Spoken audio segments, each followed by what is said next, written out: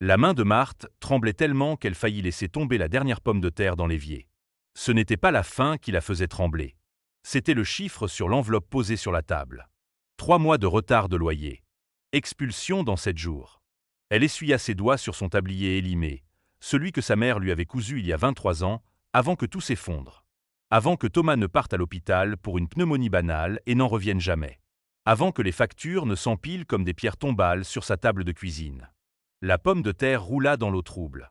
La dernière du sac acheté il y a 4 jours avec les ultimes pièces trouvées dans la poche du manteau d'hiver de Thomas. Elle avait pleuré en découvrant cet argent, seule dans le placard, le visage enfoui dans la laine qui sentait encore son aftershave bon marché. Dehors, le crépuscule avalait le village de Saint-Romain comme une bête affamée. Les ombres s'allongeaient sur les pavés inégaux, léchant les façades décrépies des maisons ouvrières. Le vent de novembre griffait les volets mal fermés. Marthe avait 42 ans, mais se sentait en avoir 90. Elle coupa la pomme de terre en 4 morceaux égaux. Methodicament. Comme si la précision du geste pouvait conjurer l'absurdité de la situation. 4 morceaux pour faire illusion d'un repas. Elle les plongea dans la casserole d'eau déjà tiède sur le réchaud électrique. L'unique plaque qui fonctionnait encore. Le compteur électrique bourdonnait dans l'entrée. Un son menaçant, presque humain, comme s'il lui rappelait qu'elle avait déjà reçu 2 avertissements. Le 3e serait le dernier. Marthe ferma les yeux. Inspira profundament. L'odeur de moisissure imprégnait les murs depuis que la fuite du toit avait commencé, 3 hivers plus tôt. Elle n'avait jamais eu l'argent pour la réparer. C'est alors qu'elle entendit le bruit. Un grattement faible contre la porte. Puis un gémissement. Si bas qu'elle crut d'abord avoir imaginé. Elle s'immobilisa, la cuillère en bois suspendue au-dessus de la casserole. Son cœur rata un battement. Personne ne venait jamais ici. Pas depuis que les voisins avaient cessé de lui parler après la mort de Thomas, quand les rumeurs avaient commencé. Quand il avait appelé « la veuve indigne » parce qu'elle n'avait pas les moyens de lui offrir des funérailles décentes. Le grattement reprit. Plus insistant. Marthe posa la cuillère. Ses jambes refusaient presque de bouger. Elle traversa les 4 mètres qui séparaient la cuisine de la porte d'entrée comme on traverse un champ de mine. Chaque pas résonnait sur le plancher gondolé. Sa main toucha la poignée gelée. Elle hésita. Dans ce village, ouvrir sa porte après la nuit tombée n'était jamais anodin. Mais le gémissement se fit plus déchirant. Animal. Desesper. Elle ouvrit. L'homme s'effondra littéralement contre le chambranle. Marthe recula d'un bond, un cri coincé dans la gorge. Il leva une main crasseuse, couverte de poussière grise et de ce qui ressemblait à du charbon. Ses vêtements pendaient sur son corps comme des loques. Un manteau déchiré, un pantalon trop large maintenu par une ficelle, des chaussures dont les semelles bâillaient. « Pardon » murmura-t-il d'une voix brisée. « Pardon, madame, j'ai besoin. » Il ne finit pas sa phrase. Ses yeux roulèrent en arrière et il s'affaissa complètement. Marthe se figea. Chaque fibre de son être lui hurlait de refermer la porte. De ne pas s'impliquer. Elle n'avait rien. Absolument rien à donner. Elle était elle-même au bord du gouffre. Mais ses mains bougèrent d'elles-mêmes. Elles attrapèrent le bras de l'homme, épais sous les haillons. Elle tira. Il était lourd. Beaucoup plus lourd qu'elle ne l'aurait cru. Ses muscles protestèrent, son dos cria sa douleur, mais elle continua à tirer jusqu'à ce qu'il soit à l'intérieur. Elle referma la porte d'un coup de pied. Le silence retomba, uniquement troublé par le sifflement de la casserole dans la cuisine. L'homme respirait par saccades irrégulières. Sa poitrine se soulevait avec difficulté. Marthe s'agenouilla près de lui, ses genoux craquant sur le plancher froid. Elle approcha sa main de son visage, hésita, puis toucha son front. Brûlant. Une fièvre intense qui rayonnait sous sa paume. « Bon sang » souffla-t-elle. « Qu'est-ce qui vous est arrivé » Il ne répondit pas. Ses paupières papillonnèrent, mais ne s'ouvrirent pas complètement. Ses lèvres gercées formaient des mots silencieux. Marthe se releva avec effort. Elle n'avait pas de médicaments. Pas d'argent pour appeler un médecin. Même si elle en appelait un, il faudrait payer la consultation d'avance. 50 € qu'elle n'avait pas. Elle retourna dans la cuisine. La casserole fumait. L'eau avait réduit de moitié. Elle l'éteignit, regarda les 4 misérables morceaux de pommes de terre à peine cuits. Son estomac se tordit. Elle n'avait pas mangé depuis la veille au soir. Un bouillon de cubes dilué dans de l'eau chaude. Ses yeux se posèrent sur l'homme affalé dans l'entrée. Il tremblait maintenant. Son corps tout entier secoué de frissons violents. Marthe ferma les yeux. Compta jusqu'à 10. Puis jusqu'à 20. Elle prit la casserole. versa le contenu dans son unique bol ébréché. Attrapa la cuillere. Se dirigea vers l'entrée. « Monsieur, dit-elle doucement en s'agenouillant près de lui. Monsieur, il faut boire quelque chose. » Elle glissa sa main sous sa nuque, souleva sa tête avec précaution. Ses cheveux étaient raides de crasse et de sueur. L'odeur qui émanait de lui était âcre, mélange de transpiration, de terre et de quelque chose de plus profond, de plus ancien. Elle approcha la cuillère de ses lèvres. Le bouillon coula sur son menton. Puis sa gorge se contracta. Y la avala. Une fois, 2 fois. C'est bien, murmura Marthe. Encore un peu. Elle ne savait pas pourquoi elle faisait ça. Ça n'avait aucun sens. Aucune logique. Cette nourriture était tout ce qu'elle avait. Demain, il n'y aurait rien. Pas même un bouillon cube. La boîte était vide depuis 3 jours.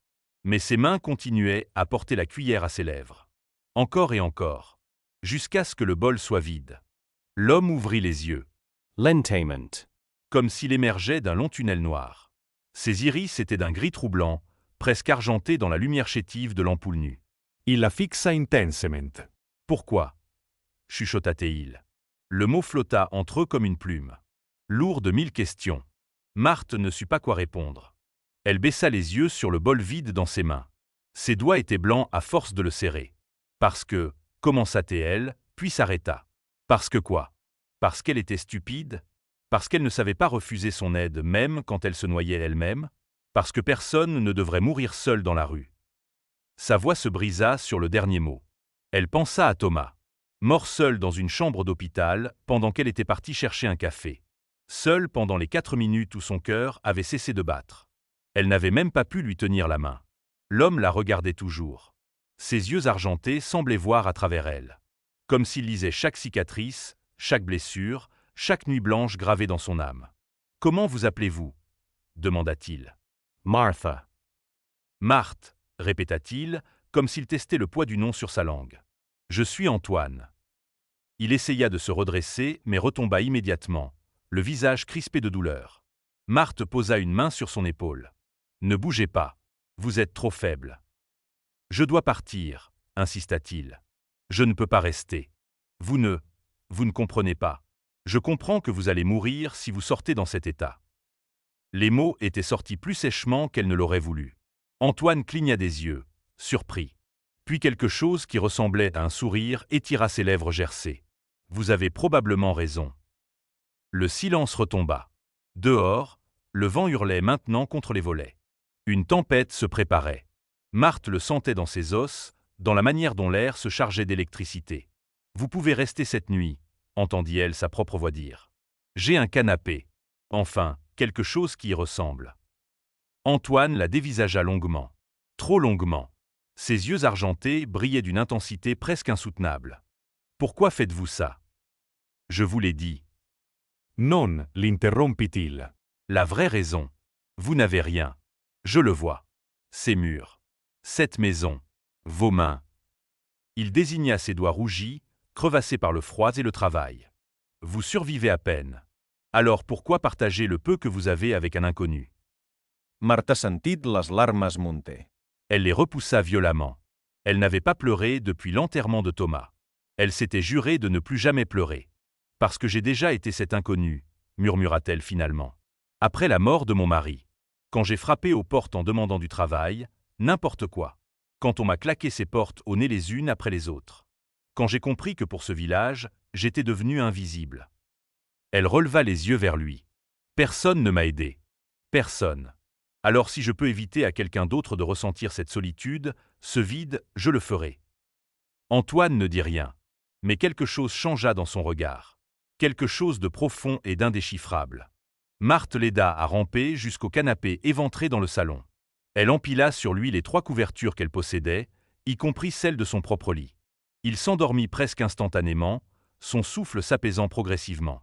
Elle resta assise sur la chaise bancale près de la fenêtre, regardant la tempête se déchaîner dehors. Son estomac gargouillait. Elle posa une main dessus, comme pour le faire taire. Elle avait fait son choix. Elle ne le regrettait pas. Mais la peur la rongeait. Que allait-elle manger demain ? Et après-demain ?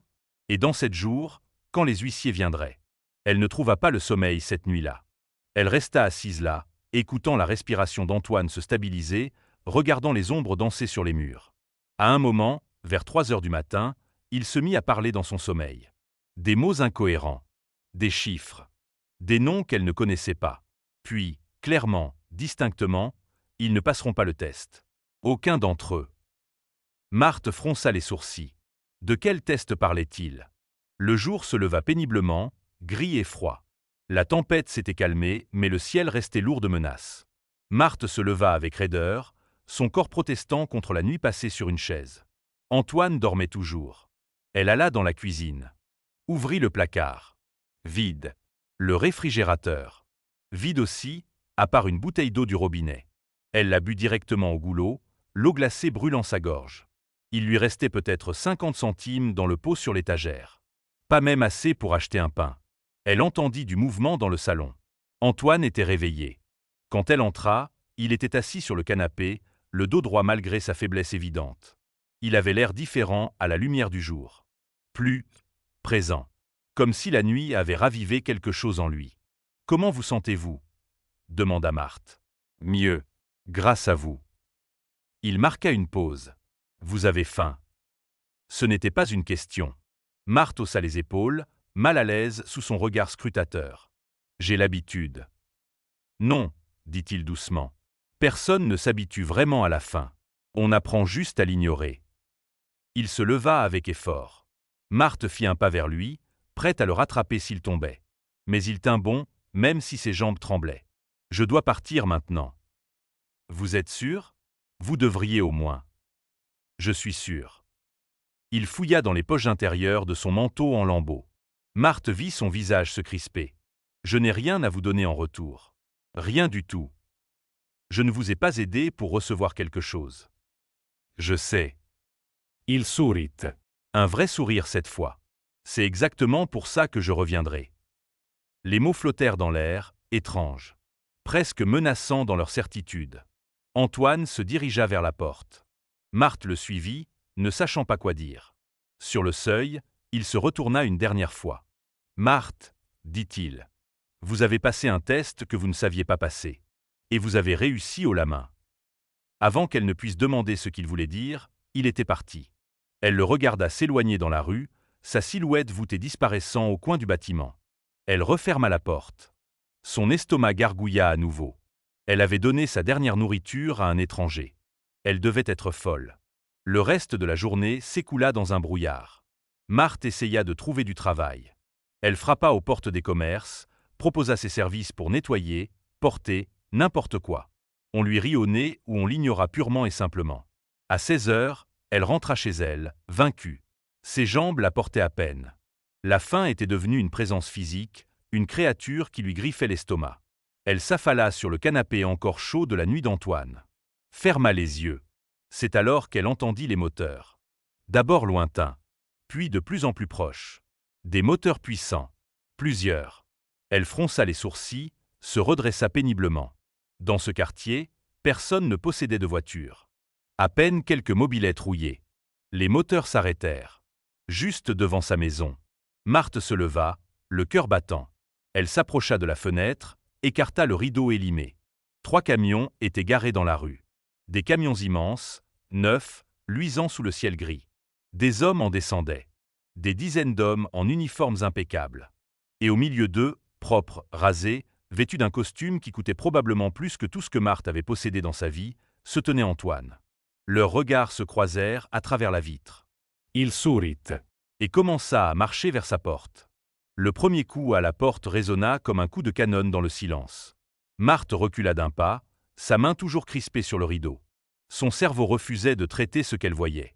Antoine, l'homme mourant d'hier soir, debout devant sa porte dans un costume qui aurait pu payer son loyer pour les 10 prochaines années. Le deuxième coup fut plus doux, presque timide. « Marthe » appela-t-il à travers le bois. « S'il vous plaît, laissez-moi vous expliquer. » Elle ne bougea pas. Ses jambes étaient devenues du plomb. Autour d'elle, les rideaux des voisins commençaient à bouger. Des visages apparaissaient aux fenêtres. Madame Duchamp d'en face, le vieux Romain du numéro 7, la famille Mercier au bout de la rue.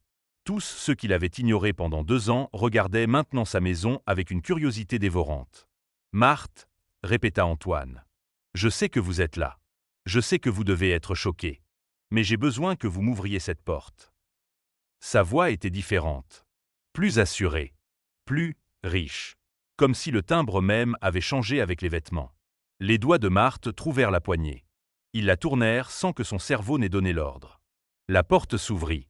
Antoine se tenait là, et de près, la transformation était encore plus stupéfiante. Ses cheveux étaient coiffés avec soin. Sa peau avait retrouvé des couleurs. Ses yeux argentés brillaient avec une intensité nouvelle. Mais c'était le même homme. Elle reconnaissait la courbe de sa mâchoire, la forme de ses mains. « Qui êtes-vous » Les mots sortirent dans un souffle. « Je suis Antoine Mercier. Antoine Mercier de Mercier Industries. » Il marqua une pause, comme s'il s'attendait à une réaction. Marthe le fixa sans comprendre. « Vous ne connaissez pas ce nom ?» Elle secoua la tête. Elle ne lisait pas les journaux. Elle n'avait pas de télévision depuis qu'elle l'avait vendue pour payer les médicaments de Thomas. Le monde au-delà de Saint-Romain était devenu une abstraction lointaine. Quelque chose passa sur le visage d'Antoine. Du soulagement, peut-être. Ou du respect. Puis-je entrer ? Martha hesita. Puis s'écarta. Que avait-elle à perdre de toute façon ? Il entra, et soudain son petit salon parut minuscule. Pathetic. Ces hommes restèrent dehors, formant un cordon respectueux autour de sa maison. Antoine regarda autour de lui. Lentaiment. Ses yeux s'attardèrent sur le canapé éventré, sur les murs moisis, sur l'ampoule nue qui se balançait au plafond. Il ne dit rien, mais Marthe vit sa mâchoire se crisper. « Hier soir, » commença-t-il en se retournant vers elle, « je vous ai menti. Pas avec des mots, mais par omission. Je ne suis pas un vagabond mourant. Enfin, la partie mourant était vraie. J'avais vraiment une fièvre terrible. Mais je n'étais pas là par hasard. » Il s'avança vers la fenêtre, regardant les camions dehors. « Il y a 6 mois, mon médecin m'a appris que j'avais un problème cardiaque grave. Genetique. Inoperable. On m'a donné 1 an, peut-être 2 si j'avais de la chance. » Sa voix restait plate, factuelle. « J'ai 63 ans. J'ai bâti un empire qui emploie 40 000 personnes. J'ai une fortune que je ne pourrais pas dépenser en 10 vies. Mais je n'ai ni femme, ni enfant, ni personne à qui léguer tout ça. » Marthe s'assit sur la chaise près de la fenêtre. Ses jambes ne la portaient plus. Antoine continua, le dos toujours tourné. « Mon avocat m'a suggéré de tout donner à des œuvres caritatives. Mais j'ai refusé. Parce que j'ai passé 40 ans dans les affaires, Marthe. 40 ans à voir le pire de l'humanité. La cupidité. La traguen. Les faux-semblants. J'ai vu des gens que je considérais comme des amis me poignarder dans le dos pour un contrat. J'ai vu ma propre sœur essayer de me faire déclarer inapte pour mettre la main sur ma fortune. » Il se retourna enfin. Ses yeux argentés étaient humides. « J'ai arrêté de croire en la bonté humaine il y a longtemps. J'ai commencé à penser que tout le monde avait un prix. Que la générosité n'existait que quand elle servait un intérêt personnel. » Il s'approcha d'elle, s'agenouilla pour être à sa hauteur. « Alors j'ai décidé de faire un test. Un dernier test avant de mourir. Pour savoir si quelque part, dans ce monde pourri, il restait encore une personne capable de donner sans rien attendre en retour. » Le cœur de Marthe cognait si fort qu'elle l'entendait dans ses oreilles. « J'ai voyagé pendant 5 mois. J'ai parcouru la France, puis l'Europe. J'ai frappé à des centaines de portes, déguisé en vagabond. Pauvre. Malade. Desespère. Et vous savez combien de personnes m'ont ouvert ? Combien m'ont vraiment aidé ? » Marthe secoua la tête, la gorge trop serrée pour parler. « 13, dit Antoine. 13 sur des centaines. Et parmi ces 13, 9 avaient quelque chose à gagner. Un propriétaire d'hôtel qui voulait se faire de la publicité. Une association caritative qui cherchait des subventions. Des gens bien intentionnés, mais dont le geste restait calculé. » Il prit une inspiration tremblante. « Et puis il y a eu vous. Vous qui n'aviez absolument rien. Qui étiez vous-même au bord du gouffre. Qui avez donné votre dernier repas à un inconnu couvert de crasse. » Sa voix se brisa. « Savez-vous ce que mes hommes ont trouvé quand ils ont vérifié vos comptes après mon départ ce matin ? 53 centimes. 53 centimes, Marthe. Et vous m'avez nourri. » Les larmes coulaient maintenant librement sur les joues de Marthe. Elle ne cherchait plus à les retenir. « Je ne savais pas, » balbutia-t-elle. « Je n'ai rien fait de spécial. » « Yeah. » « C'est exactement ça, » l'interrompit Antoine. Il prit ses mains dans les siennes. Elles étaient chaudes, fortes. « Vous n'avez rien fait de spécial. Vous avez juste été humaine. Vraiment humaine. Sans calcul. Sans arrière-pensée. Vous avez vu quelqu'un souffrir et vous l'avez aidé alors que vous souffriez vous-même. Il se releva, fouillant dans la poche intérieure de sa veste. Il en sortit une enveloppe épaisse. Base. Lured. J'ai passé ma vie à accumuler de l'argent, à construire un empire. Mais à quoi bon tout ça si ça finit entre les mains de vautours qui attendent que je meure? Il posa l'enveloppe sur la table bancale. J'ai trouvé ce que je cherchais, Marthe. J'ai trouvé quelqu'un qui mérite vraiment ce que j'ai à donner. Marthe regardait l'enveloppe comme si c'était un serpent venimeux. Qu'est-ce que c'est? Obresla. Ses mains tremblaient tellement qu'elle faillit déchirer le papier. À l'intérieur, plusieurs documents. Le premier était un chèque.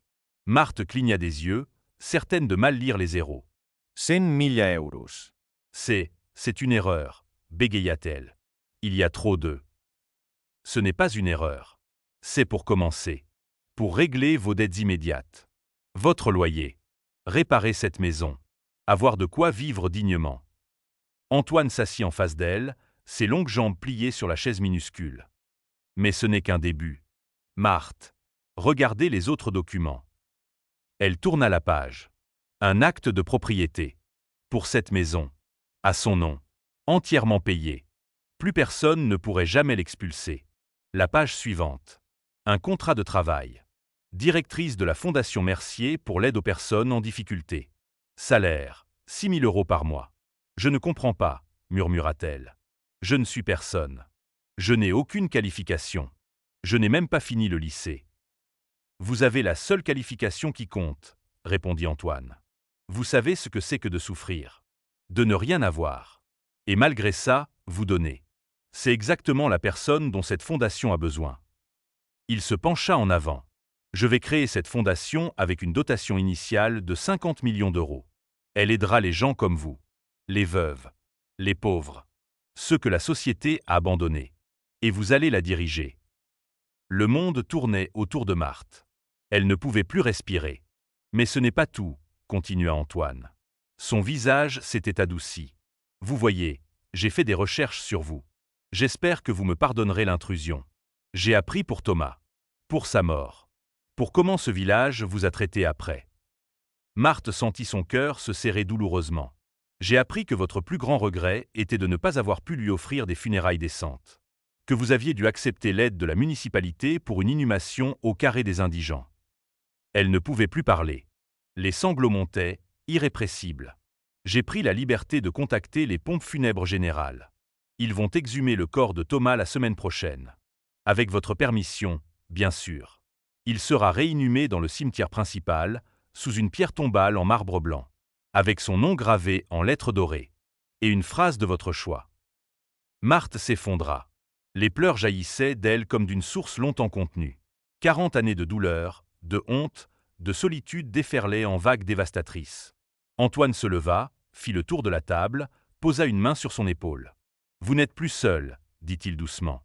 Plus jamais. » Il la laissa pleurer. Longtemps, jusqu'à ce qu'elle n'ait plus de larmes. Puis il lui tendit un mouchoir en tissu brodé d'initiales dorées. Elle s'essuya le visage, consciente de son ridicule. Elle devait avoir l'air d'un monstre avec ses yeux rougis et son nez qui coulait. « Pourquoi moi » demanda-t-elle finalement d'une voix rauque. Il devait y avoir d'autres personnes. Des gens plus appropriés. « Parce que vous ne voulez pas de tout ça, » répondit Antoine simplement. « C'est écrit sur votre visage. Vous êtes terrifié. Vous pensez que vous ne le méritez pas, que c'est une erreur ou une blague cruelle. » Il sourit tristement. « C'est exactement pour ça que vous le méritez plus que quiconque. » Un coup frappa à la porte. Un des hommes en uniforme entra, s'inclina légèrement. « Monsieur Mercier, tout est prêt. » « Parfait. Faites entrer les équipes. » Marthe regarda, abasourdie, une procession d'hommes et de femmes envahir sa petite maison. Ils transportaient des outils, des matériaux, des échelles. En quelques minutes, le salon devint un chantier organisé. « Qu'est-ce qu'ils font » demanda-t-elle. « Les réparations commencent aujourd'hui. Dans une semaine, cette maison sera complètement rénovée. Nouvelle toiture, nouveaux murs, nouveau système électrique, plomberie moderne, isolation. Tout. » Antoine la guida vers la porte. « En attendant, vous allez venir avec moi. » « Où » ? « À l'hôtel. J'ai réservé une suite au Normandie pour vous. C'est le meilleur hôtel à 50 km d'ici. Vous allez y rester pendant les travaux. Tous frais payés, évidemment. Marthe ouvrit la bouche, mais aucun son n'en sortit. Antoine sourit. Je sais. C'est beaucoup. Trop, probablement. Mais laissez-moi faire ça. Laissez-moi vous montrer que votre bonté n'était pas vaine. Que dans un monde qui vous a tant pris, il reste encore de la justice. Dehors, les voisins s'étaient rassemblés. Une petite foule silencieuse qui regardait la scène avec des yeux ronds. Marthe reconnut Madame Duchamp, celle qui avait dit à tout le village qu'elle était une mauvaise épouse parce que Thomas était mort. Elle reconnut le boucher qui refusait de lui vendre à crédit même un os à soupe. Elle reconnut tous ceux qui l'avaient humiliée, ignorée, méprisée. Elle se redressa, leva le menton et monta dans la Mercedes noire qui attendait le long du trottoir. À travers la vitre teintée, elle vit leur visage changer. L'incrédulité, La jalousie. le regret peut-être. La voiture démarra en douceur, silencieuse comme un félin. Antoine était assis à côté d'elle, consultant des documents sur une tablette. Marthe regardait défiler le paysage familier. Le village qu'il avait vu naître, souffrir, se briser. « Ils vont parler, dit-elle soudain. Les gens. Ils vont dire que nous. »« Qu'ils parlent, répondit Antoine sans lever les yeux. Les gens parlent toujours. Surtout quand ils voient quelqu'un s'élever. Ça les dérange parce que ça leur rappelle leur propre mesquinerie. Il posa la tablette, se tourna vers elle. « Marthe, j'ai quelque chose d'autre à vous demander. Quelque chose de beaucoup plus important que tout le reste. » Son ton était devenu grave. Presque solennel. Marthe sentit son estomac se nouer. Je vous ai dit que j'avais un problème cardiaque. Ce que je ne vous ai pas dit, c'est qu'il s'aggrave rapidement. Mon médecin m'a appelé ce matin. Les derniers examens ne sont pas bons. Il prit une longue inspiration. Il me reste peut-être 3 mois. Si j'ai de la chance. Oh non, souffla Martha. Je suis tellement désolé. Ne le soyez pas. J'ai vécu une vie longue et pleine. J'ai construit un empire. J'ai voyagé. J'ai vu des choses extraordinaires. Il marqua une pause. Mais je n'ai jamais eu de famille. Et maintenant, à la fin, je réalise que c'est ce qui me manque le plus. Pas l'argent. Pas le pouvoir. Juste quelqu'un qui se soucie vraiment de moi. Pas de ma fortune. Pas de ce que je peux leur apporter. Juste, moi. Marthe comprit où il voulait en venir avant qu'il ne le dise. Je voudrais que vous soyez là. Dans ces derniers mois. Pas comme une employée. Pas comme quelqu'un que je paie. Ses yeux argentés plongèrent dans les siens. Comme une amie. Peut-être même comme la famille que je n'ai jamais eue. Les larmes montèrent à nouveau. Marthe les laissa couler. Je serai là, promit-elle. Bien sûr que je serai là. Vous m'avez sauvé la vie. Comment pourrais-je faire moins? Non, dit Antoine fermement. Je n'ai pas sauvé votre vie. Vous avez sauvé la mienne. Vous m'avez redonné foi en l'humanité. Vous m'avez montré que tout n'était pas perdu. Que quelque part, même dans la plus profonde misère, la bonté existe encore. La voiture s'engagea sur l'autoroute. Le village disparut dans le rétroviseur. Marthe ferma les yeux, laissant la chaleur du soleil sur son visage caresser sa peau pour la première fois depuis des années, sans qu'elle ne pense immédiatement à sa facture d'électricité. « Antoine, dit-elle après un long silence. Qu'est-ce qui se passera après? Quand vous ne serez plus là. » Il sourit. Un sourire triste mais paisible. Tout est déjà arrangé. La fondation continue, avec vous à sa tête. Et le reste de ma fortune sera divisé. Une partie ira à d'autres œuvres caritatives. Une partie servira à maintenir mes entreprises et protéger les emplois de mes 40 000 salariés. Il marqua une pause. Et une partie vous reviendra. À vous personnellement.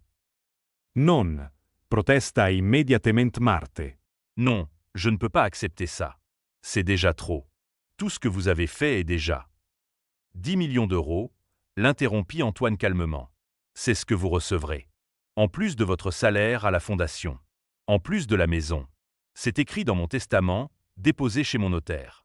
Vous ne pouvez pas refuser. Marthe le dévisagea, bouche bée. 10 millions. Le chiffre était tellement abstrait qu'il ne voulait rien dire. C'était l'équivalent de 1000 vies comme la sienne. Pourquoi? Chuchota-t-elle. Pourquoi tant? Parce que vous avez fait quelque chose que personne d'autre n'a fait en 40 ans, répondit Antoine. Vous m'avez rappelé pourquoi j'ai commencé à bâtir mon empire au départ. Ce n'était pas pour l'argent. C'était pour prouver que j'avais de la valeur. que le petit garçon pauvre de l'île pouvait devenir quelqu'un.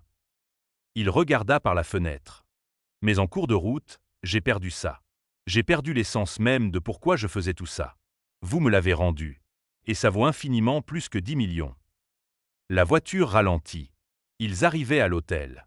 Un bâtiment majestueux, tout en pierre blanche et en balcon en fer forgé. Un portier en uniforme se précipita pour ouvrir la porte de Marthe. Elle descendit sur des jambes flageolantes. Le hall était immense, avec des lustres de cristal qui projetaient des arcs-en-ciel sur les murs. Le sol était en marbre poli où elle pouvait voir son reflet. Elle portait toujours ses vieux vêtements élimés. Elle devait détonner terriblement. Mais Antoine posa une main dans son dos, la guidant vers le comptoir avec une assurance naturelle. Le réceptionniste s'inclina profondément. Monsieur Mercier. Tout est prêt comme vous l'avez demandé. La suite impériale pour madame. Parfait. Faites monter ces bagages quand ils arriveront. Mais je n'ai pas de bagages, murmura Marthe. Vous en aurez dans 2 heures, répondit Antoine. J'ai envoyé ma styliste personnelle faire les boutiques. Elle arrive avec une garde-robe complète. Vêtements, chaussures, accessoires. Tout ce dont vous aurez besoin. Dans l'ascenseur qui les emmenait au dernier étage, Marthe sentit le vertige la saisir. Ce n'était pas juste la vitesse de l'ascenseur. C'était tout. En 24 heures, sa vie entière avait basculé. Du désespoir le plus noir à ça. Cet hôtel luxueux. Ces promesses incroyables. Cet homme mourant qui voulait faire d'elle son héritière. La suite impériale était plus grande que toute sa maison. 3 chambres, un salon avec une cheminée, une salle de bain avec une baignoire assez grande pour y nager. Les fenêtres donnaient sur un parc magnifique où des paons se promenaient librement. « Reposez-vous », dit Antoine. « Prenez un bain. Mangez quelque chose. Le room service est à votre disposition. Commandez tout ce que vous voulez. Ce soir, nous dînerons ensemble et je vous expliquerai plus en détail comment la fondation va fonctionner. » Il fit mine de partir, mais Marthe l'arrêta. « Antoine. Merci. Je ne sais pas comment. Je ne sais même pas par où commencer à vous remercier. » Il revint vers elle, prit ses mains dans les siennes une dernière fois. « Ne me remerciez pas, vivez. Vraiment vivez, Marthe. Pour la première fois depuis des années. Vous le méritez. » Puis il partit, la laissant seule dans ce palace qui aurait pu contenir 100 fois sa maison. Marthe s'assit sur le canapé en velours. Si doux, si moellau. Elle se mit à rire. D'abord doucement, puis de plus en plus fort. Un rire nerveux, presque hystérique. Elle riait et pleurait en même temps, incapable de s'arrêter. Hier, elle n'avait plus rien. Elle était à 7 jours de l'expulsion. À quelques semaines de se retrouver à la rue, peut-être même de mourir de faim. Aujourd'hui, elle était millionnaire. Elle avait un travail qui avait du sens. Une maison qui lui appartenait. Et un ami mourant qu'il avait choisi entre tous pour perpétuer son héritage. Elle pensa à Thomas. S'il pouvait la voir maintenant, qu'est-ce qu'il dirait? Il sourirait probablement de son petit sourire en coin et dirait « Tu vois, je t'avais dit que ta gentillesse te perdrait un jour. » Sauf qu'elle ne l'avait pas perdu. Elle l'avait sauvé. Marthe se leva, marcha vers la salle de bain. Elle ouvrit les robinets de la baignoire. L'eau coula, chaude et abondante. Elle ajouta les sels de bain disposés dans un panier en osier. L'odeur de lavande emplit la pièce. Quand elle se glissa dans l'eau, elle sentit tous les muscles de son corps se détendre pour la première fois depuis des années. La chaleur pénétrait ses os, chassant le froid permanent qui l'habitait depuis si longtemps. Elle ferma les yeux. Et pour la première fois depuis la mort de Thomas, Marthe Chevalier se permit d'imaginer un avenir. Un avenir où elle ne tremblerait plus en ouvrant une enveloppe. Où elle pourrait aider d'autres personnes à sortir de l'enfer qu'elle avait connu. Où elle pourrait rendre à Thomas la dignité qu'il méritait. Un avenir où donner sans compter n'était pas une folie, mais la plus sage de toutes les décisions. Le lendemain matin, Marthe se réveilla dans le lit king size, désorientée pendant quelques secondes. Puis tout lui revint. Elle sourit, s'étirant dans les draps de soie. On frappa à la porte. Elle enfila le peignoir moelleux fourni par l'hôtel et alla ouvrir. Une femme élégante d'une 50aine d'années se tenait là, flanquée de 2 assistants portant des dizaines de sacs. « Madame Chevalier. Je suis Sylvie, la styliste de Monsieur Mercier. Puis-je entrer? » Les 2 heures suivantes furent un tourbillon d'essayages. Robes, pantalons, camisères, vestes, manteaux. Chaussures de toutes les couleurs. Sac à main en cuir véritable. Bijoux discrets mais élégants. Sylvie avait un œil expert, écartant immédiatement ce qui n'allait pas, ajustant ce qui était presque parfait. Vous avez une silhouette magnifique, dit-elle en épinglant un pantalon de tailleur. Il faut juste la mettre en valeur. Vous vous êtes caché trop longtemps. C'était vrai. Marthe ne se souvenait pas de la dernière fois où elle s'était vraiment regardée dans un miroir. Elle avait évité son reflet pendant des années, incapable de supporter ce qu'elle y voyait. La pauvreté, la défaite, la honte. Mais maintenant, dans ce miroir en pied, elle voyait quelqu'un d'autre. Une femme de 42 ans avec des yeux clairs, des pommettes hautes, une bouche qui pouvait encore sourire. Une femme qui ressemblait à quelqu'un d'important. À 13 heures, on frappa à nouveau. Un serveur en livrée blanche poussa un chariot couvert de plats argentés. Le déjeuner qu'Antoine avait commandé pour elle. Saumon fumé, salade niçoise, pain frais, fromage, fruits et une bouteille de vin blanc dans un seau à glace. Marthe mangea lentement, savourant chaque bouchée. Elle ne se souvenait pas que la nourriture pouvait avoir tant de goût. Depuis combien de temps n'avait-elle pas vraiment mangé? Vraiment pris plaisir à un repas? L'après-midi, un coiffeur arriva. Il coupa ses cheveux ternes, leur redonna forme et brillance. Puis une esthéticienne lui fit un soin du visage, manucure, pédicure. Des attentions qu'elle n'avait jamais connues de sa vie. À 17 heures, quand Antoine frappa à sa porte, Marthe était transformée. Elle portait une robe simple mais élégante en laine gris anthracite, des bottines en cuir noir, une écharpe cachemire nouée avec soin. Ses cheveux courts encadraient son visage avec douceur. Antoine s'arrêta net sur le seuil, les yeux écarquillés. « Marthe, souffla-t-il. Vous êtes magnifique. » Elle rougit, baissant les yeux. « C'est juste les vêtements. Et le coiffeur. Et Non, l'interrompit-il. c'est vous. C'était toujours là. Il fallait juste que vous le voyiez. » Il lui tendit le bras. Elle le prit, et ensemble ils descendirent vers le restaurant de l'hôtel. Les regards se tournèrent sur leur passage. Marthe sentit le poids de ses yeux, mais cette fois, c'était différent. Ce n'était plus du mépris ou de la pitié. C'était du respect. De l'envie peut-être. Le dîner fut long et riche. Antoine lui expliqua les détails de la fondation. Comment elle fonctionnerait. Quel type de projet elle financerait. Comment Marthe aurait carte blanche pour approuver les demandes d'aide, guidée seulement par son instinct et son expérience. « Vous connaissez la pauvreté de l'intérieur, » dit-il. « Vous savez reconnaître ceux qui ont vraiment besoin d'aide de ceux qui jouent la comédie. C'est votre plus grande force. » Puis il parla de sa maladie. Les médecins avaient été clairs. Son cœur se détériorait rapidement. Il avait refusé la plupart des traitements agressifs. Il voulait passer ses derniers mois lucides, pas drogué dans un lit d'hôpital. « Je veux utiliser ce temps pour mettre mes affaires en ordre, » dit-il. « Pour m'assurer que tout ce que j'ai construit continuera à faire du bien après ma mort. Et Il hésita. je veux le passer avec quelqu'un qui ne me voit pas comme un portefeuille ambulant. Quelqu'un qui se soucie vraiment. » Marthe posa sa main sur la sienne par-dessus la table. « Je serai là. Pour tout. Jusqu'à la fin. » Les yeux argentés d'Antoine brillèrent de larmes contenues. « Merci. » Les jours suivants passèrent dans un rêve éveillé. Antoine lui fit visiter son empire. Les bureaux de Mercier Industries à Paris, un gratte-ciel de verre et d'acier qui dominait la Seine. Les usines près de Lyon où étaient fabriqués les composants électroniques qui avaient fait sa fortune. Les entrepôts à Marseille d'où partaient les conteneurs vers le monde entier. Partout, les employés le saluaient avec un respect mêlé d'affection. Ils connaissaient beaucoup d'entre eux par leur nom. Demandaient des nouvelles de leurs enfants. Se souvenaient de détails personnels qui montraient qu'ils ne les voyaient pas juste comme des numéros. Un empire n'est rien sans les gens qui le font foncte.